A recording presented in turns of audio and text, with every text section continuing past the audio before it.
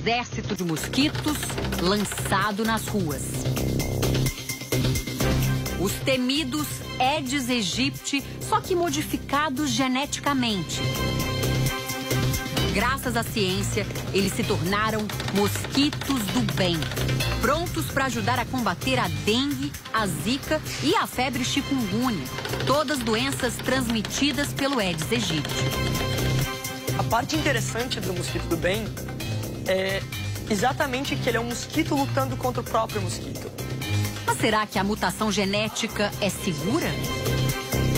Ou o Aedes pode ser mais resistente do que a ciência imagina? Domingo Espetacular veio até Piracicaba, no interior de São Paulo, conhecer a invenção que promete acabar com o mosquito mais temido do país. A aparência do mosquito do bem é exatamente a mesma do Aedes aegypti que o brasileiro já conhece. Parecida com um pernilongo comum, só que com riscos brancos nas patas, na cabeça e no corpo. A única diferença está no DNA. O mosquito do bem é programado para desenvolver uma doença que o leva à morte entre 2 e 4 dias depois de se tornar adulto. E essa doença passa também para os descendentes dele. Funciona assim. O mosquito do bem é sempre macho. Ele se alimenta de seiva das plantas e líquidos açucarados. Quem pica as pessoas é a fêmea, que precisa de sangue para dar ovos. O macho modificado em laboratório se reproduz com a fêmea selvagem, mas todos os filhotes já nascem condenados à morte. Um gene modificado faz as larvas do mosquito do bem brilharem sob as lentes do microscópio. E isso ajuda os pesquisadores a diferenciar o mosquito selvagem daquele que é produzido em laboratório. E para conhecer todo o processo de produção desse mosquito do bem, a gente vai entrar na fábrica. Para isso, temos que usar aqui, ó, umas roupas especiais. Jaleco e chapéu com proteção do rosto para evitar o contato com o mosquito. Protetor de pé para não levar ovos de mosquitos para dentro da empresa. Todos os mosquitos aqui estão completamente limpos. A gente não pode correr o risco que alguém de fora passe alguma doença para o mosquito. A primeira etapa da produção é a água parada. Eu tenho as larvas criando nessas bandejas com água. 50 mil delas em cada bandeja dessas, elas ficam recebendo aí comida, temperatura, para que elas cresçam e virem pupas, que é quando eu quero separar o macho da fêmea. A separação entre machos e fêmeas é essencial para o trabalho. Se alguma fêmea for solta, corre o risco de se contaminar e transmitir doenças. O macho ele é bem pequeno, a fêmea ela é bem grande. Então eu consigo dar uma diferenciação dos sexos dessa forma. As fêmeas são colocadas em gaiolas como estas. Aqui elas encontram alguns machos geneticamente modificados e se reproduzem. E assim se completa o ciclo da produção em laboratório. O projeto em Piracicaba está em fase experimental. O interesse pelo mosquito do bem encontra explicação nos números da Secretaria Municipal de Saúde. Em 2014, a cidade vivia uma epidemia de dengue com 3.800 casos registrados. Este foi o bairro escolhido para os primeiros testes. A vizinha do lado da minha casa teve dengue, a outra vizinha também da frente também teve dengue. No início, cerca de 1 milhão de mosquitos do bem eram soltos na região escolhida toda semana. A quantidade chegava a incomodar. Não picava a gente, mas, assim, acomodava. Então, a gente tinha que sentar com o ventilador.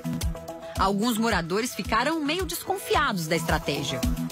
Falei, como que pode um mosquito para destruir outro? Falei, será que isso não vai dar algum problema, não? De se juntarem e virar um monstro muito maior? Hoje, com 2 anos de projeto, o número de casos de dengue no bairro já caiu 90%. Com os resultados, a prefeitura decidiu ampliar os testes em Piracicaba. Agora, o mosquito do bem é solto em 11 bairros. A liberação dos mosquitos nos bairros é feita com essa van, que foi totalmente adaptada para esse trabalho. O Vander é que faz a liberação, né, Vander? Está organizando os potes aqui.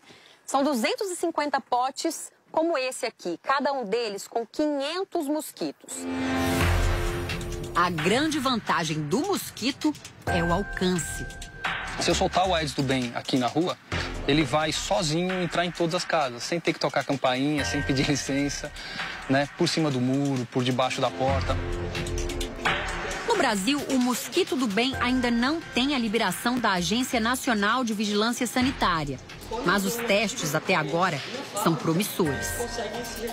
Então, nós já liberamos esse mosquito nas Ilhas Caimã, no Panamá, na Bahia, aqui no Brasil, e em Piracicaba agora, que estamos com esse projeto bastante grande. A experiência de Piracicaba é desenvolvida por uma multinacional estrangeira de biotecnologia, que pretende agora expandir o trabalho para cidades de Juiz de Fora, em Minas, Búzios, no Rio, e o estado de Pernambuco. Outras empresas brasileiras de pesquisa científica também entraram na luta para combater definitivamente o poder do Aedes. No Rio de Janeiro, a estratégia dos pesquisadores da Fundação Oswaldo Cruz é usar uma bactéria chamada Wolbachia. Mosquitos com essa bactéria vivem menos, mas ela não aparece naturalmente no Aedes. Daí que os pesquisadores retiram a Wolbachia das moscas das frutas e a transmitem para o Aedes aegypti em laboratório. A Wolbachia diminui o tempo de vida do Aedes e impede que ele transmita doenças. Ao contrário do projeto em Piracicaba, esse já recebeu a aprovação da Anvisa e do IBAMA. Livres, os Aedes se reproduzem e geram mosquitos que já nascem com a bactéria. E qual é o resultado final disso? Você tem a interrupção, a redução da transmissão local de dengue, zika, chikungunya. Por enquanto, a Fundação Oswaldo Cruz faz testes em bairros do Rio e de Niterói. Mas a ideia é expandir o projeto para outras cidades. Em Juazeiro, na Bahia, está também em andamento um outro projeto pioneiro no Brasil e no mundo.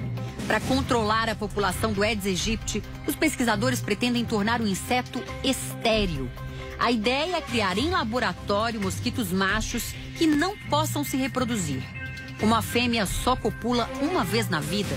Se isso acontecer com um mosquito estéril, ela não terá descendentes. Tanta tecnologia provoca polêmica. O médico infectologista Arthur Timerman acha que os mosquitos modificados só funcionam em lugares menores. Imagina se você conseguir jogar mosquito na cidade de São Paulo como um todo. E na prática a gente vê que alguns deles revertem a mutação. Esta bióloga lembra que o Aedes já deu provas de ser muito resistente. O Aedes aegypti ele já foi erradicado do Brasil na década de 50, mas ele voltou a colonizar o nosso país por conta de falhas no bloqueio desse controle. Segundo especialistas ouvidos pelo Domingo Espetacular, não haveria desequilíbrio ecológico caso o Aedes aegypti sumisse de vez do planeta. Isso porque esse mosquito não é alimentação exclusiva de nenhum outro animal. Hoje, o principal transmissor da dengue, da zika e da chikungunya é o Aedes aegypti. Mas a possível extinção do Aedes traz uma outra pergunta.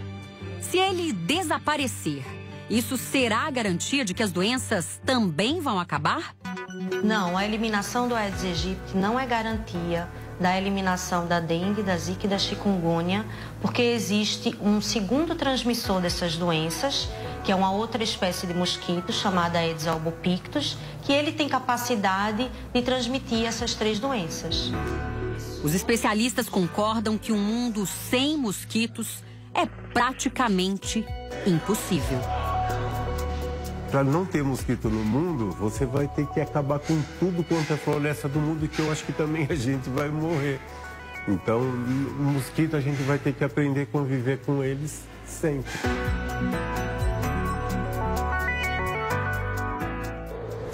Novas denúncias de pedofilia contra a Igreja Católica repercutem em todo o mundo. Você vai conhecer agora 2 casos de padres que foram presos por abuso